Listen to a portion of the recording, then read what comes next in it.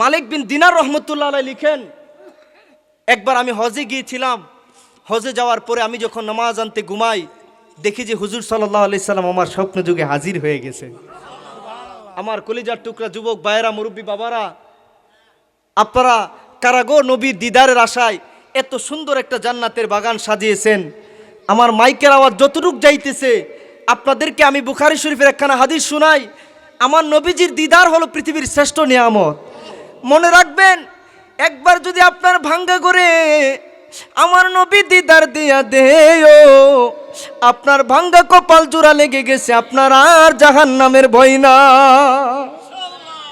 কেননা বুখারী শরীফের হাদিসে আসছে, মান রাআনি ফিল মানামি ফাকাদ রাআল হক লিআন্না আশ-শাইতানা লা ইয়াতামাসসালু বি। এরে কেশওয়ার মানুষ, কোন নবীর উম্মত হওয়ার সৌভাগ্য অর্জন করছেন? কেমন নবীটা পাইছেন? বাদশার বাদশা হওয়ার পরেও, দুজাহানের বাদশা নবী হওয়ার পরেও কামলেওয়ালা নবী শুধু উম্মতি উম্মতি বলে কান্ত, রব্বি উম্মতি বলে কান্ত।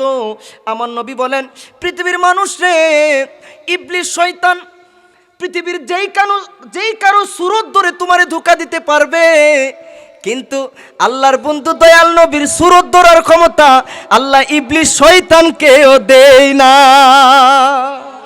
বলেন সুবহানাল্লাহ। ওই নবীর দিদার যদি আপনার বাঙ্গা করে একবার নসিব হয়ে যায়, জাহান্নামের আগুন আপনারে দেখাই পালাবে।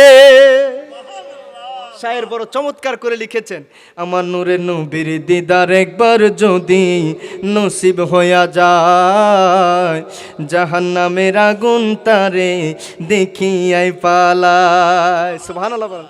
আহা ওই নবীজির দিদার পেতে বাবা, ওই নবীজির দিদার পেতে দুরুদ পড়িও, নবী সুন্নত মানিও, মন যদি দিতে হয় নবীকে দিও, তোমরা ভালো যদি বাসতে হয় ও বলো, মন যদি দিতে হয় নবীকে। জোরে বলবেন আল্লাহু আকবার। নবীজিকে দেখতে হইলে কোন আমলটা বেশি গুরুত্ব দিবেন একটু খেয়াল করেন। মালিক বিন দিনার বলেন, আমার নবীজি স্বপ্নে এসে আমাকে বলতেছেন, ও মালিক বিন দিনার, অমুক জায়গায় অমুক এক লোক গিয়া দেখবা, সে বসা আছে, তার কারণে এবারে কারু হজ কবুল হয় নাই। নাউজুবিল্লাহ বলবেন না? অবাক হয়ে গেল, একজনের কারণে কারু হজ কবুল হয় নাই। চলে গেল ওই নির্ধারিত গন্তব্যে, গিয়া দেখে অনেকজন লোক বাইরে দাঁড়ানো। বলে, না না, এখানে যিনি ইবাদত করতেছেন উনি সারাদিন আল্লাহর ইবাদত করেন, কারোর সাথে দেখা দেন না, কারোর সাথে দেখা দেন না। বলে, আরে কই কি আশ্চর্য কথাবার্তা, আল্লাহর ইবাদতে নিমগ্ন থাকতে গিয়ে কারোর সাথে দেখা দেই না, এমন লোকের কারণে বুঝি কারো হজ কবুল হয় না। এটা আবার কেমনে সম্ভব? সোনার মদিনা বহু দূরে, প্রাণের মদিনা বহু দূরে, কিন্তু মদিনাওয়ালা আমার অন্তরে। বলো, কিন্তু মদিনাওয়ালা আমার অন্তর। বলেন, যে গিয়েছে একবারই সোনার মদিনায়, তার মনে আর কোনো দুঃখ রইল না।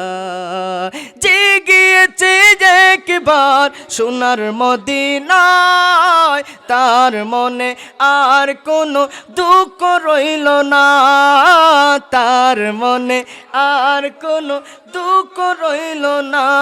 আমরা অন্তর জুড়ে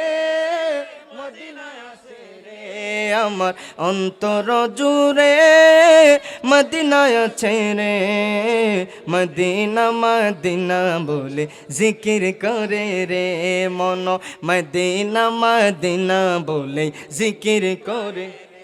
রসুল তুমি শুনো না আমরার ফরিয়াদ, চুমু খেতে বাড়িয়ে দেন নুরানি দুহা। আমিন বলেন আমিন।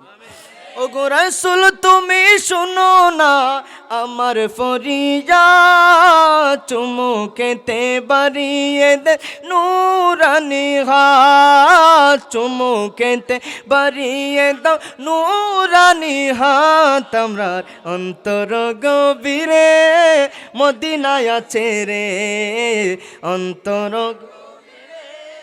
মদিনায় আছে রে, মদিনা মদিনা বলি জিকির করে রে, মদিনা মদিনা বলি। কি আশ্চর্য ব্যাপার, কি আশ্চর্য ব্যাপার, লোকটা ইবাদত করে কারো সাথে দেখা করে সময় নষ্ট করতে চায় না, অথচ তার জন্য নাকি কারো হজ কবুল হয় না। ঘটনাটা কি আমার এখনোই জানতে হবে, ঘটনাটা কি আমাকে এখনোই দেখতে হবে। হযরতে মালিক বিন দিনার তার কাছে চলে গেল, গিয়া দেখে সে নিজের গলার চামড়া কেটে ওখানে রশি লাগিয়ে শিকল লাগিয়ে শিকল বন্ধ হয়ে আল্লাহর জিকির করতেছে। অবাক কাণ্ড। আরে যুবক, তোমার এই অবস্থা কেন হলো?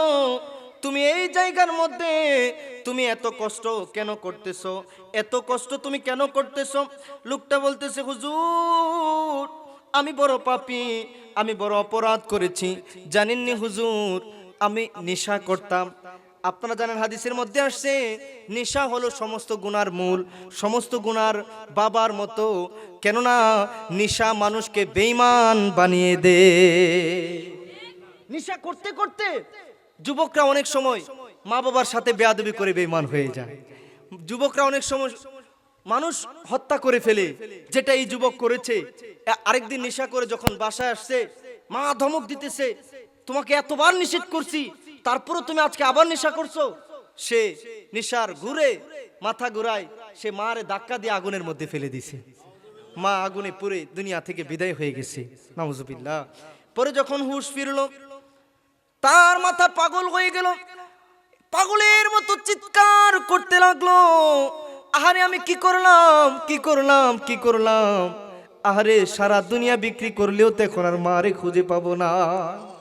সে তার সমস্ত সম্পদ বিক্রি করে দিল, আল্লাহর রাস্তায় দান করে সে নিজের টাকা খরচ করে এবার মক্কা মদিনায় গিয়ে নিজের গলার চামড়া কেটে ওখানে শিকল লাগিয়ে ওই কাবার চারপাশে সে শিকল বন্ধ হয়ে আল্লাহর জিকির করে এবার তিনি বলতেছেন, হুজুর আমি এইভাবে 40 বছর ধরে সাধনা করতেছি, প্রতি বছরই কোনো এক বুজুর্গ এসে খবর দেই তোমার হজ কবুল হয় না।